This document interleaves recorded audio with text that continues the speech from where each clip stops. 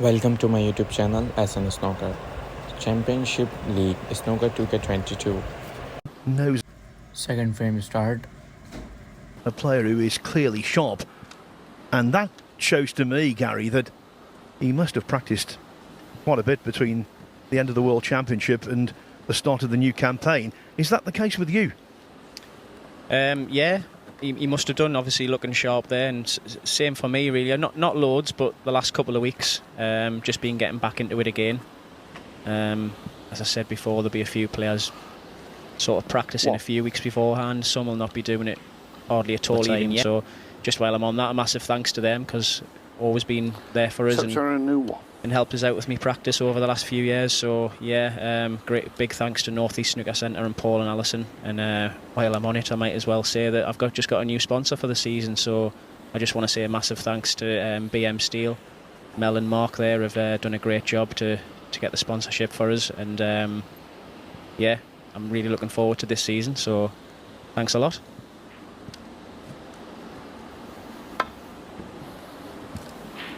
Who isn't saying thanks for being put in that predicament?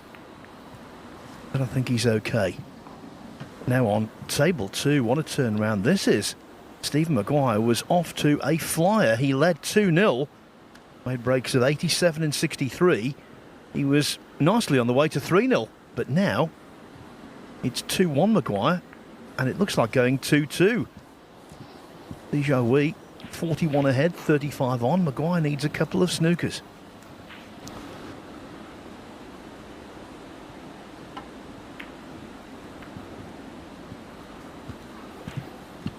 You've experienced that yesterday, Gary, in your second match against Barry Pinch's 2-0 up and eventually only drew 2 each. Yes, you've got a point, but it must be quite deflating.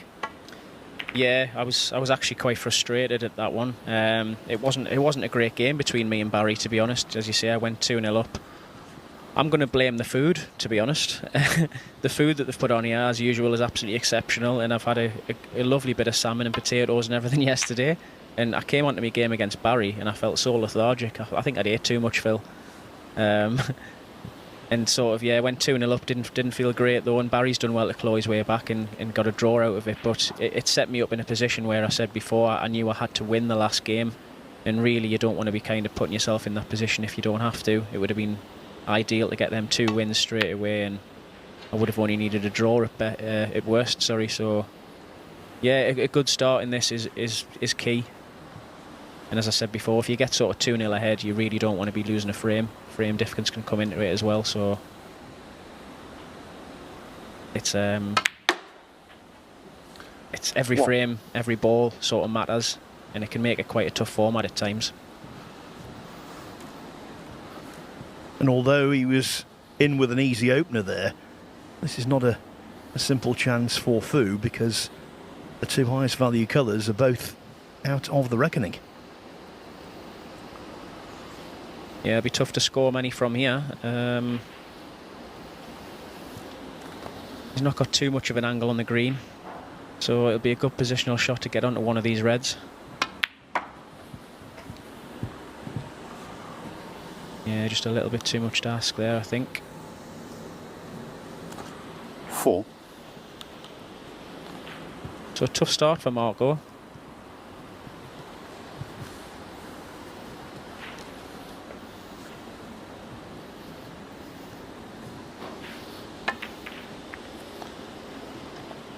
Marco Fu. Again, a little sloppy on the safety.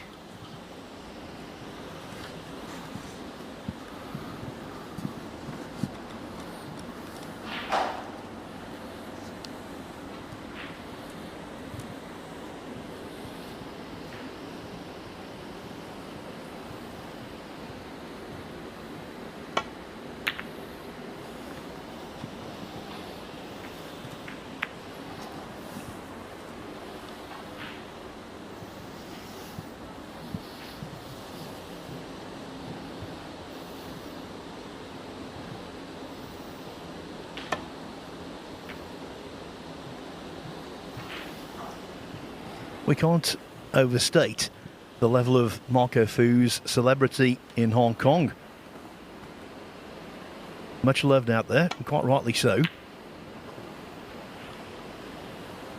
2017, Gary, he was appointed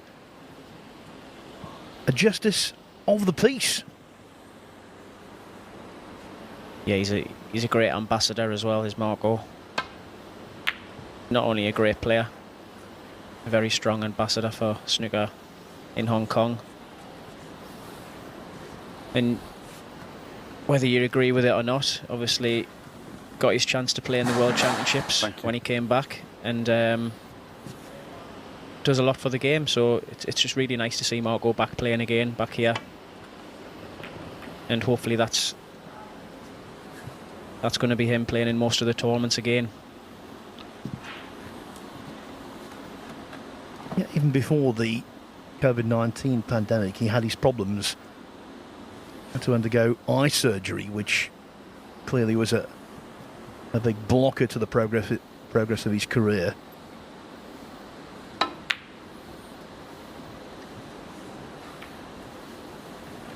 Yeah, I actually remember playing Marco in, I think it was the European Masters a few years ago, around the time. He'd really picked up the pace. I mean, he's not a slow player anyway, Marco, but he'd really picked up the pace against me.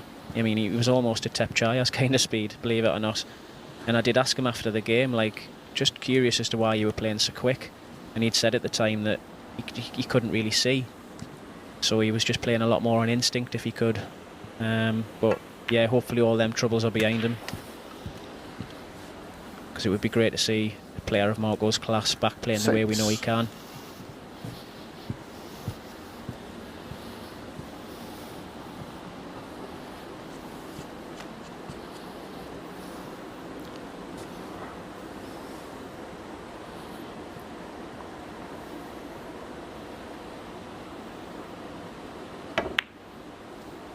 Sam. Nice little chance of a cannon at the reds. He's got the red on the left and the red to the right of the black. Shows there not to be as aggressive. Didn't have to play them hard, but he could have still went into them there 40. And been on one of the two reds. Going to leave that now for a few shots. 50.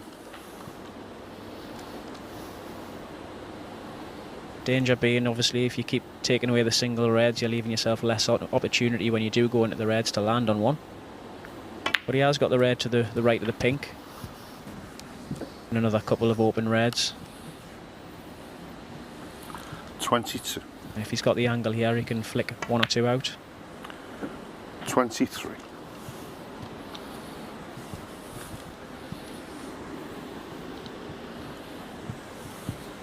Deciding on the black here, he'll be looking to play the red to the left of the black, and then surely leave the angle on the black to go into the reds. 30.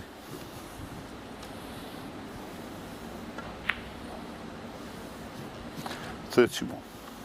Everyone break builds different ways, and I know a lot of people go on about certain players who go into the reds at every given opportunity, and some pick them off. It's not always as clear-cut as that. Sometimes you'll even find players who you think play very aggressively, 38. Like Thepchaiya does, do what he did there, and sometimes pick one or two off first and then go into them. It just all depends on the situation, really. And that just comes with experience and practice.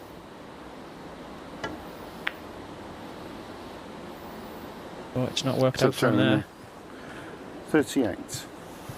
Was a little more tricky than it might have appeared.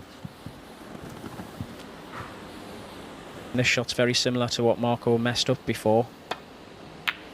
And he's kind of done the same again. He's caught it thick, so I think he's maybe just not quite used to the slippiness of the cloth and it pushing slightly when he's putting a bit of left-hand side on the cue ball.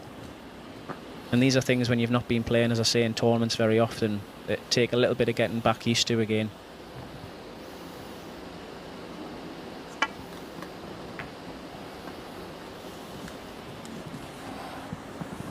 I'll tell you what Thepchaiya.U didn't get used to when he recently made his international 9-ball pool debut, partnering Noppon Sangkam. Thailand came into the World Cup down at Brentwood in Essex as late replacements for the Philippines. Sadly, Efren Reyes could not get a visa and was unable to attend. And we all thought, given the quality of not on Sankam and Thepchaiya.U on a snooker table, they might do something in the World Cup. Not so. They lost in the first round to Jason Theron and Kyle Akalu from South Africa. And quite frankly, they look like a couple of fishes out of water. Yeah, I actually watched a little bit of that on the highlights, and to be honest, it made me feel a lot better about my campaign in the UK Open. They played quite poorly, and people who don't realise the difference, obviously the conditions are so different, the cloths are so slippy. If you think snooker table match cloths are slippy and reactive, I mean, it's another level in the pool, in the 9-ball, and getting used to the cue and the balls, the size difference and weight difference of the balls and things. It's all things you've got to get used to if you're going to play at any kind of high level. What? So although it made them look a bit stupid, I can totally understand why they've struggled. But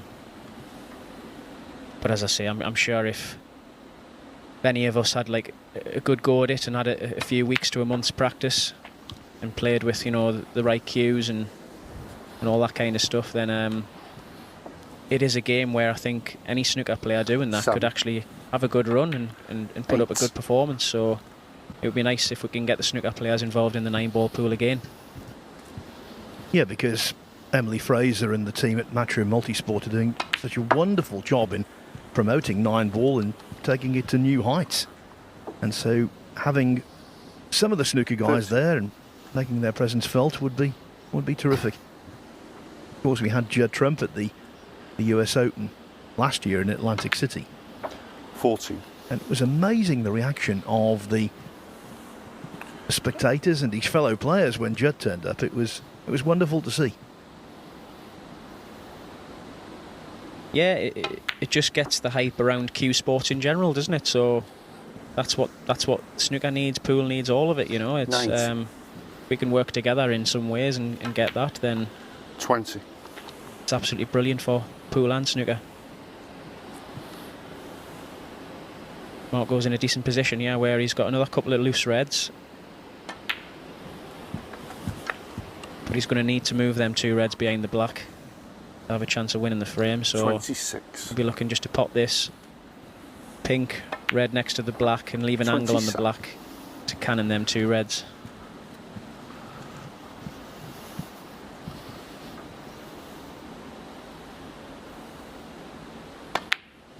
And this is where some people ask, you know, how many shots ahead are you thinking? In that situation there, yeah, you're thinking 3 or 4 shots ahead, but only because you know you've got them 2 reds to move. Generally, in a normal break, you're only really thinking about 34. the shot you're playing to get on the next ball, to leave an angle on the one after that, and that's as far ahead as you really think, because the game's too hard to try and think any further than that. You don't end up where you want to be most of the time, believe it or not. And it's always plan B coming into effect. That's a lovely little cannon he's played there. 41. And the pockets have been playing a little bit more generous than what I think most of the players are used to on the star tables. It was mentioned, I think, yesterday, 42. and these reds along the black cushion there, they're not as difficult as they may be normally, for whatever reason that is, but the Rasson tables don't seem to play as tight as the stars.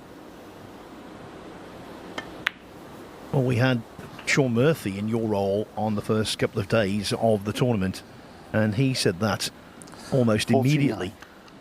You're quite right, I think, across this top cushion, especially if you play a red or a black, sedately they'll go in. I do think, though, the middle pockets are quite brutal at times. Would you agree? Possibly. They don't look it. I mean, I didn't actually have many shots to sort of test that theory out. 50. But like there, that sort of went in with ease, and he's obviously hit it well. It hasn't exactly wobbled or anything, but yeah, the corners especially, I've definitely found them a little bit more generous. I actually played a rest shot down the side cushion yesterday in my last game. One that I would probably think twice about on a star table, but thought if I got anywhere near, it would go in. 57. And he's got a lovely cannon there. Well, that is the shot of the morning so far for me.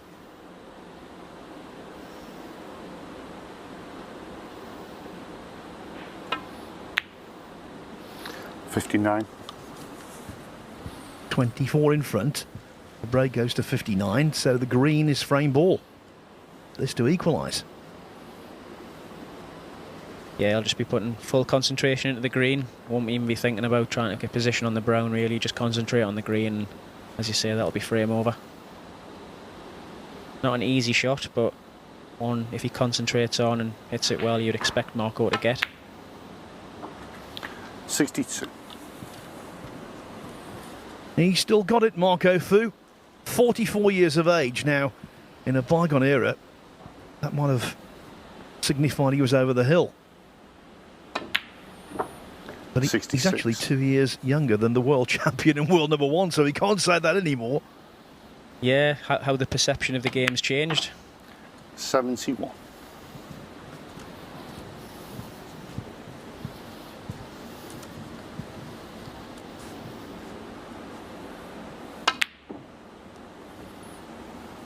With the application of bundles of Marco side, 71 Fu misses the pink, but the breaker.